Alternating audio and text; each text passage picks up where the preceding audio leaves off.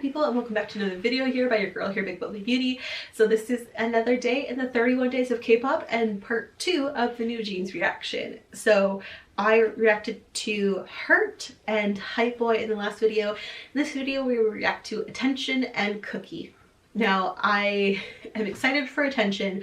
I've also heard that Cookie has gotten a lot of controversy around it. So these ones I haven't seen, so we'll have to see how this goes. But let's start off with Attention. I actually love this group. Honestly, they deserve Rookie of the Year. They're just so good. Their vocals are so good.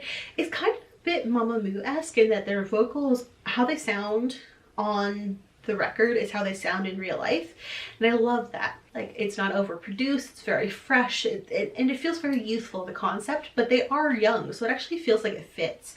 I think part of what makes me uncomfortable is when they debut this really young groups and then they try to make them super adult in their concepts, or like overly schoolgirl-ish, to the point where it doesn't feel like actual teenage schoolgirls, but more like caricatures or male fetish fantasies of schoolgirls. But this one actually feels like they are teenagers. Like I believe it does the concept well. Like it's so refreshing. And so this is Attention. We'll start there.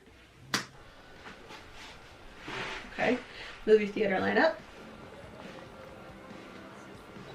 Movie theater or concert? Maybe concert. Concert. That makes more sense. Movie theaters are kind of becoming a thing of the past. Oh, I'm getting ready in the bathroom.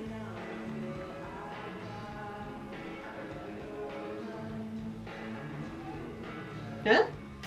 They just smear lipstick? Oh.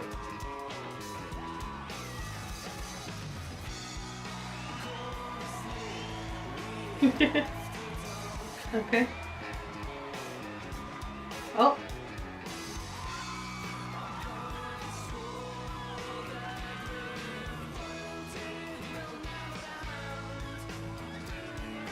Oh, getting called by mom. Uh-oh. Oh. Aw, meet cute. I like it. I think. We'll see. Attention. Oh, okay.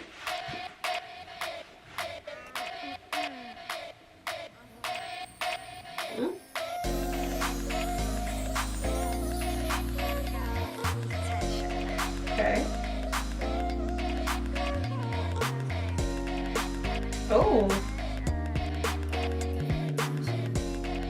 Oh, she just ate the cake backwards? Oh.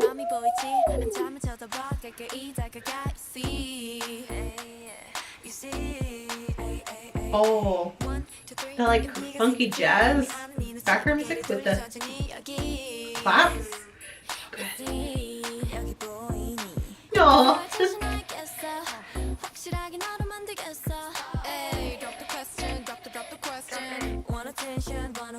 Okay. It's such like a sleepover thing to do.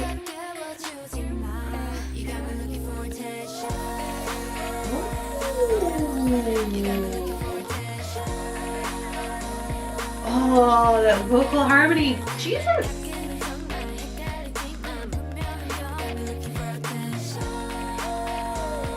Oh, so pretty.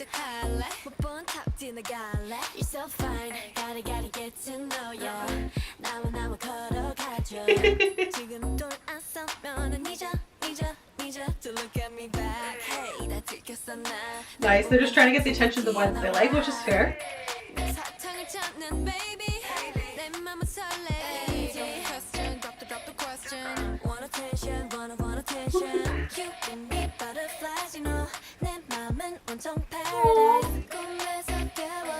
Just like, oh. Oh my god, so good.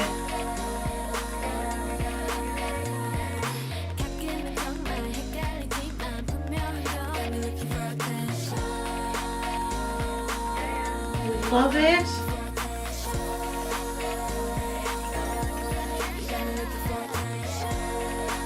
Oh, it feels sparkly, if that makes any sense. Oh, the phone. No.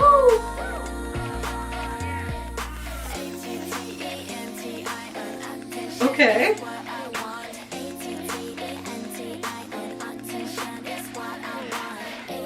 This just feels, oh. This just feels so fun.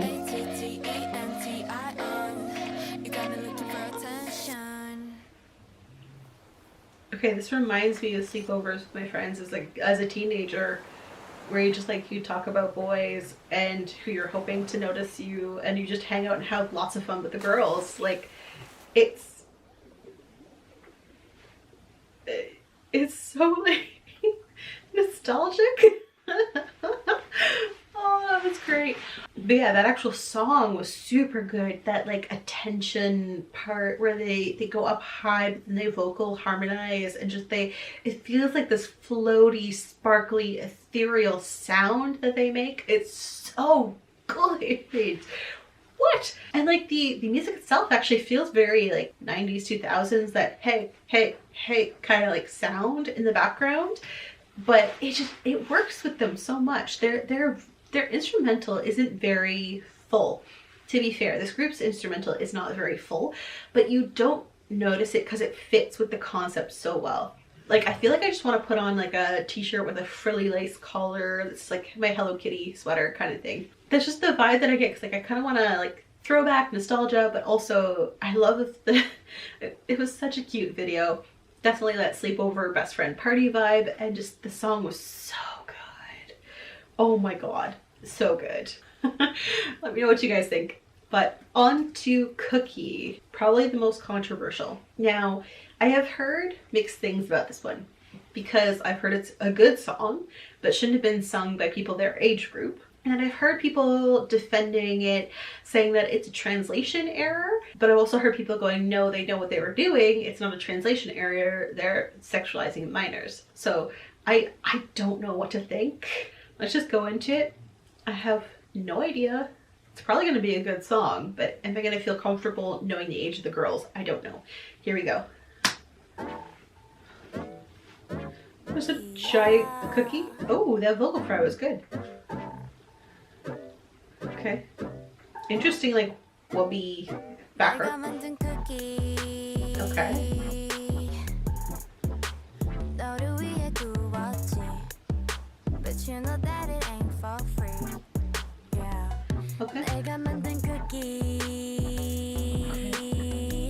Oh.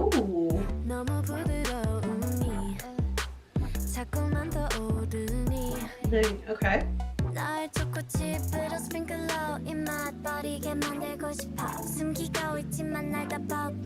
Interesting vocal tone there.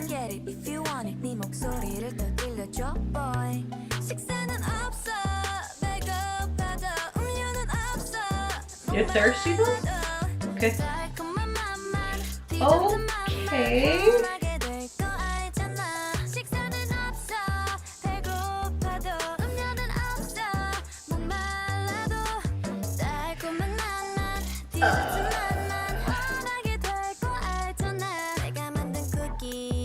Okay, I'm gonna try to separate this a little bit.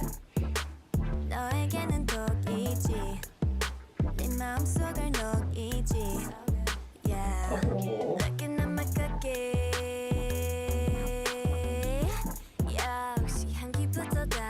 The scent alone will make you see. You can stop at one bite with me. Okay.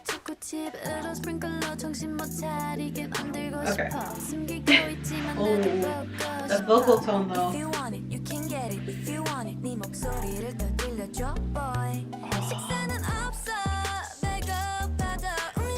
This song is addicting though.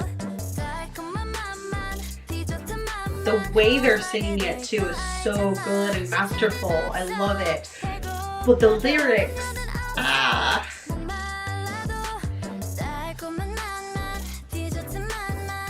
not inherently cringy, but cringy when you realize they're minors.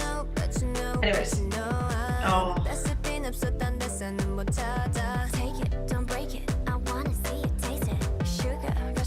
The way that they're like, it's still natural tones, but the way that they're playing with their voices is so good.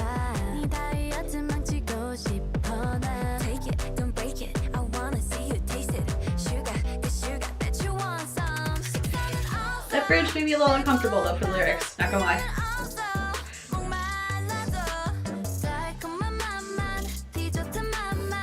The dance isn't inherently sexual though, so I like that.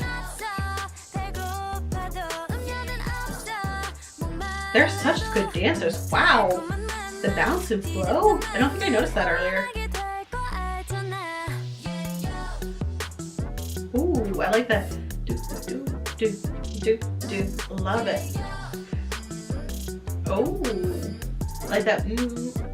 So good. Yeah.